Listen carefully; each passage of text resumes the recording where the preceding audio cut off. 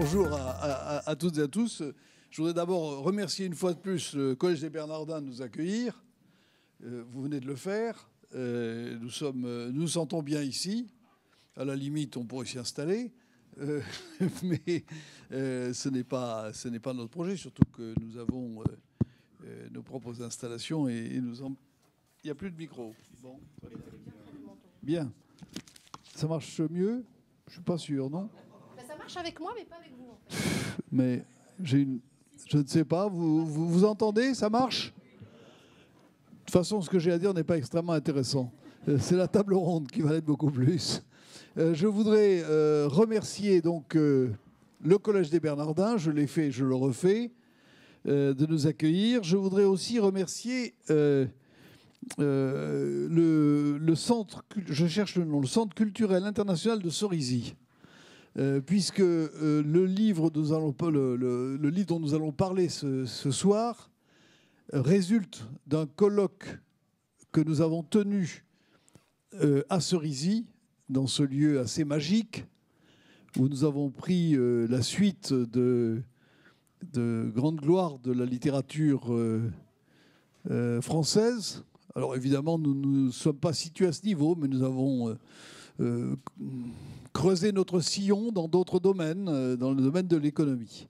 Et je tiens en tout cas à vous dire que nous avons passé d'abord un très bon moment, mais je dirais un grand moment, parce que c'est un site qui se prête admirablement à la réflexion et au travail en commun sur des sujets qui nous permettent de prendre un peu de distance par rapport au quotidien. Et cela s'est passé de la meilleure manière. Je remercie donc le centre culturel, sa directrice, son équipe. Et je ne sais pas quel est ton titre, Jean-Baptiste, mais tu as un titre à Cerisy. Tu es président. Tu es président de l'association des amis. Donc je remercie également le président de l'association des amis de Cerisy qui nous fait l'honneur d'être là ce soir. Bien. Et donc nous allons parler de ce livre qui a été assez largement diffusé, qui a déjà fait l'objet d'une certaine médiatisation. Je le trouve très intéressant. Il y a des choses qui d'ailleurs... Il y a une quarantaine d'auteurs qui ont travaillé sur ce document. Certains étaient à Cerisy, d'autres n'y étaient pas, pour être tout à fait franc. Mais l'essentiel des travaux résulte néanmoins de ce que nous avons dit et ce que nous avons entendu à Cerisy. Je pense que vous avez vu les têtes de chapitre, réinventer les modèles industriels, où va le travail, une industrie acceptable et acceptée, une industrie en symbiose avec ses territoires, du bon usage des modèles étrangers, des nouveaux défis, nouvelles règles du jeu. Tout ça résume assez bien les différents sujets qui ont été abordés. Et je pense que nous le savons, on dit toujours ça, nous sommes à un moment clé. Je crois que nous sommes à un moment clé pour l'industrie, à la fois parce que la France s'aperçoit qu'elle a besoin d'une industrie, elle a passé quelques années à l'oublier. Elle s'aperçoit qu'elle a besoin d'une industrie, et deuxièmement parce que cette industrie va connaître un bouleversement considérable dans les prochaines années, résultant très largement du numérique, qui va impacter à la fois les processus de production, les usages, la relation entre l'industrie et ses clients, qui va brouiller la séparation entre industrie et services. Et je crois que cette séparation va devenir non opérante. C'est tout cela dont nous allons parler ce soir. Et je pense aussi que le numérique, en redistribuant les cartes, peut donner à notre pays une formidable chance de rattraper le retard qu'elle a pris dans un certain nombre de domaines de la compétitivité et du développement de l'industrie. Et je pense que donc nous devons y prêter une très grande attention et utiliser ce levier pour redonner à l'industrie le dynamisme dont elle a besoin. Encore une fois, c'est une opportunité formidable qu'il faut que nous sachions saisir. Voilà, je ne vais pas être plus long que cela. Je vais demander au... Non, c'est vous qui le demandez. Bon, écoutez, venez le faire à ma place, madame. Mais je pense que, sans que je leur demande, il faudrait que les personnes de la table ronde montent. Ah bon, il y a tout... Ah non, c'est beaucoup plus compliqué que ça. Je voudrais qu'on applaudisse très très fort Louis Gallois, s'il vous plaît. Alors, juste, je vous le dis comme ça entre nous, éventuellement, attendez-vous à être interpellé par nos intervenants depuis votre fauteuil bleu. Alors, je sais, vous partez un quart d'heure plus tôt, mais ce sera avant. Non, pas un quart d'heure plus tôt. Bon, je pars beaucoup plus tôt parce que j'ai un rendez-vous place de la République qui est pour moi incontournable parce que je ne suis pas uniquement à la fabrique, mais président de la FNARS. Et il y a ce soir la nuit solidaire qui se tient place de la République et où il faut que je sois à une heure relativement avancée parce que enfin assez tôt, parce que nous allons les 33 réseaux d'associations qui organisent cette nuit solidaire vont lancer un appel et il faut que j'y sois. Donc je serai obligé de partir un peu plus tôt. Merci beaucoup. Louis Gallois, messieurs, dames. Alors Emmanuel Dancourt, moi je suis journaliste, je vais animer ce débat. J'ai plutôt l'habitude d'intervenir au Bernardin, c'est toujours très agréable parce que le public, donc là c'est la partie, je vous cire les pompes, hein. Le public est de grande qualité, très concentré, très pointu dans ses questions. Et on m'a dit oui mais là ce soir ce sera encore mieux parce que c'est vraiment un public d'experts qui connaît bien les thématiques et qui va être très très participatif. Voilà, donc le défi est lancé. Nous allons avoir avec les intervenants un peu plus d'une heure de débat, entre guillemets, entre nous, entre eux. Mais après, il y aura quand même 45 minutes où je vous les livrerai à vous qui êtes dans l'arène. Il ne faudra évidemment pas hésiter à les interpeller, à être mordant, à être percutant ou à apporter vos propres exemples et vos propres témoignages. Alors, les téléphones portables sont admis, sont admis en mode... ouvert pour ceux qui vont tweeter. Par contre, si je les entends sonner, le public des Bernardins le sait, j'ai tendance à confisquer les téléphones portables et à ne pas les rendre.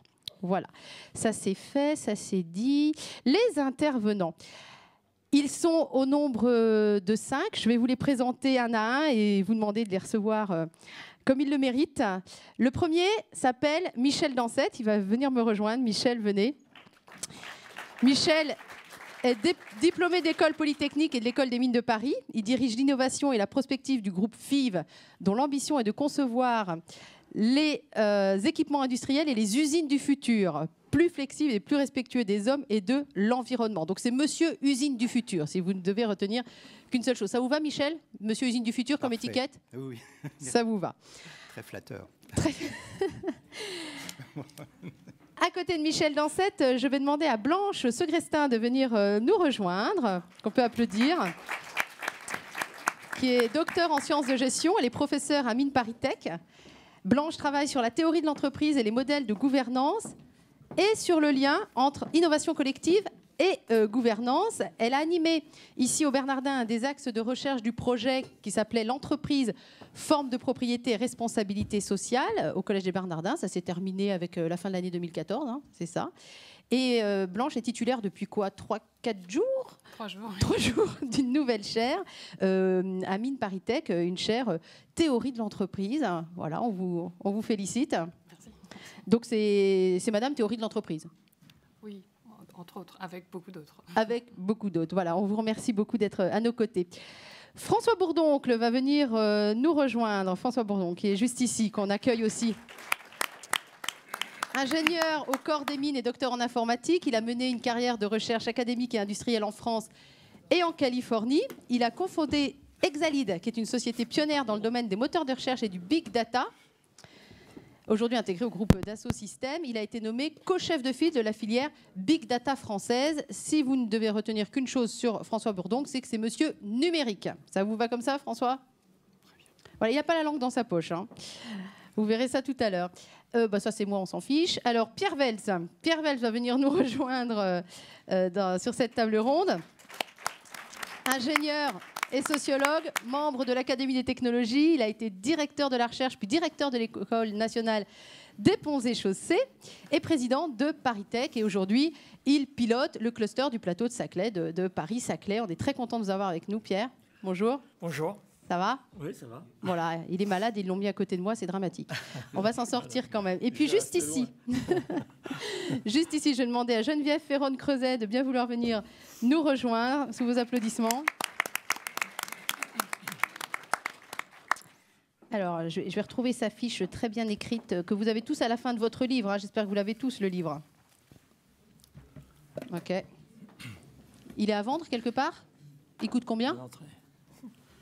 Pas cher, 27 €. D'accord. Geneviève, je vous envoyais un peu, pardon. Geneviève Ferron-Creuset, qui est directeur en droit international, fondatrice d'ARES, la première agence française de notation sociale et environnementale sur les entreprises cotées, devenue Vigéo. Elle a également été directrice du développement durable des groupes Eiffage et Veolia Environnement.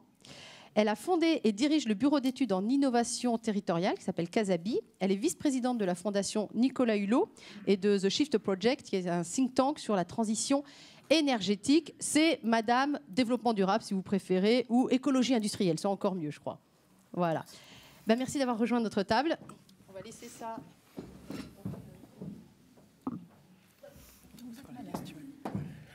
Mais il lit mes fiches, lui, j'y crois pas. Je vais parler dans l'axe. On ne lit jamais les fiches des journalistes, François.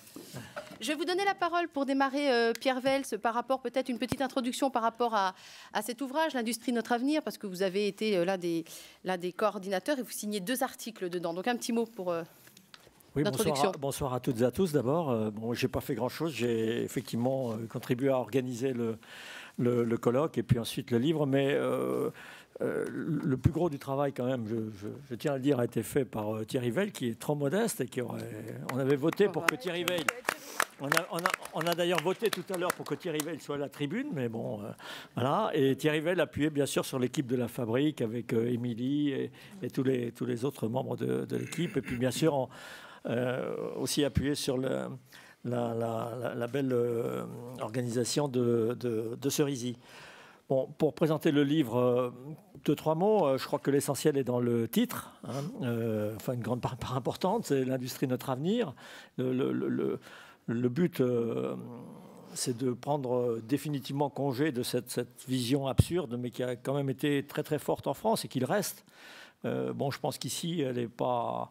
On est probablement on évangélise des convaincus. Mais quand on sort un petit peu, on s'aperçoit que beaucoup de gens encore ont en tête cette idée qu'au fond, il y a des âges comme ça. Il y a eu l'âge de l'agriculture, après il y a eu l'âge de l'industrie. Puis heureusement, on est sorti de l'âge de l'industrie parce que l'industrie, c'est quand même, c'est lourd, c'est moche, c'est sale. C'est encore qu'on voit dans les images. Je pense que vous en parlerez peut-être tout à l'heure. Et donc, bon, on l'a intitulé l'industrie, notre avenir. Alors, on a voulu donc montrer aussi la diversité, hein, parce qu'on a aussi des gens ont aussi une vision souvent très monolithique de l'industrie. Ils pensent que l'industrie, c'est par exemple les secteurs intensifs en main-d'œuvre qui délocalisent massivement en Asie du Sud, alors que ça représente une toute petite partie de l'industrie. On a voulu montrer la grande diversité de l'industrie, et donc il y a de très nombreux contributeurs, et je crois que le livre il est à l'image de ces contributions, c'est-à-dire il est très varié. Il y a des textes un peu structurés, puis il y a des vignettes, il y a des témoignages. Il y a le témoignage, par exemple, de Paul Rivier, qui est un autodidacte, comme vous savez, qui a créé une très belle entreprise avec Tefal. Donc il n'y a pas que des ingénieurs des mines et des ingénieurs polytechniciens qui ont contribué au bouquin. Voilà. Et c'est pas un bouquin d'analyse macroéconomique. On n'a pas prétendu délivrer un message pour dire est-ce que l'industrie va s'en sortir, est-ce qu'on est dans un décrochage irréversible ou pas. Il y a relativement peu d'analyse économique au sens un peu traditionnel du terme. En revanche, on a voulu montrer cette grande diversité, surtout pour qu'on comprenne bien que il y a un grand avenir dans l'industrie, mais aussi, et je m'arrêterai là, pardon, c'est vous qui animez, c'est pas non plus défense et illustration d'industrie manufacturière traditionnelle contre le reste du monde. Ce n'est pas en particulier contre le numérique. La question du numérique a été très présente. Je pense qu'elle le sera encore ce soir. Il y a une transformation profonde aujourd'hui qui est déjà engagée, mais qui est pour l'essentiel encore devant nous, de l'industrie manufacturière par le numérique. Et on a aussi voulu casser d'entrée de jeu cette distinction qui est, à mon avis, complètement dépassée aujourd'hui entre l'industrie et les services. Je pense que le fait de considérer qu'il y a d'un côté le secteur des services et de l'autre côté le secteur de l'industrie, aujourd'hui, est tout à fait dépassé, que la réalité, c'est qu'on a aujourd'hui des complexes industrie-service qui se restructurent autour des usages, avec le numérique comme un élément d'ailleurs essentiel de redéfinition de ces nouveaux modèles d'affaires autour des usages. Et que donc on devrait, je pense, on est très piégé quand même par ces représentations, ces statistiques si on prend l'évolution de la valeur ajoutée des emplois dans l'industrie, on devrait évidemment inclure aussi cette nouvelle articulation, cette nouvelle frontière avec le secteur des services. Alors,